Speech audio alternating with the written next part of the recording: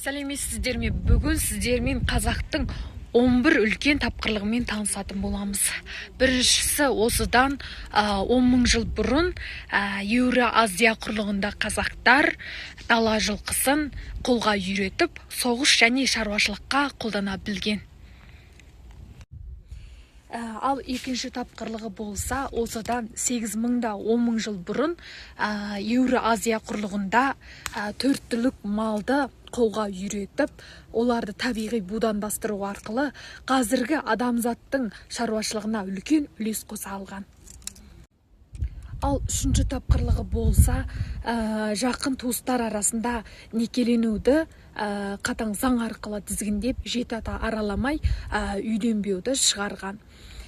Сол арқылы адамзат генінің азып кетуінен алдын алып, қазіргі медицинаға өшпес үлес қосқан. Қазірде соны мойындайды.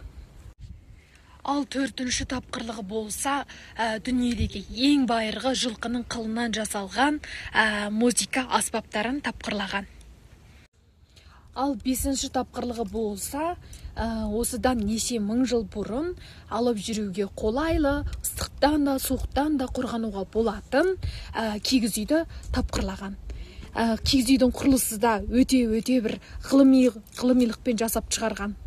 Енді сол заманда осындай бір кигіз үй сияқты үйлерді тапқырлау да оңай болмаған.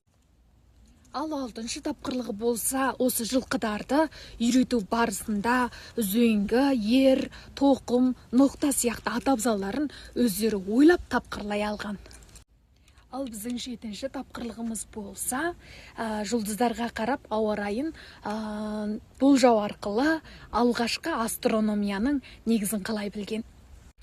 Ал сегізінші, көшіп қонуға қолайлы болу үшін адам бойындай биіктіктегі 10 ат немесе өгізді шегетін үлкен ағаш дөңгелекті арбаларды дүниеге келтірген.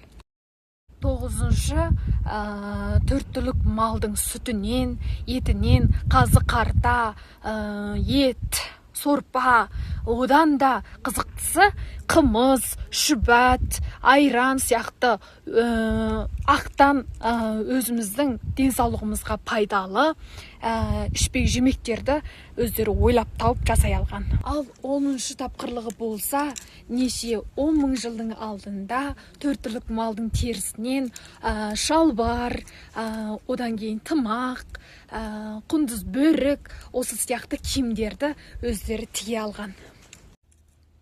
Ал біздің ең соңғы тапқырлығымыз 11-ші тапқырлық, қазақ шаңғыны тапқырлай алған. Қазіргі олимпиялық ойындардың негізін қалай алған.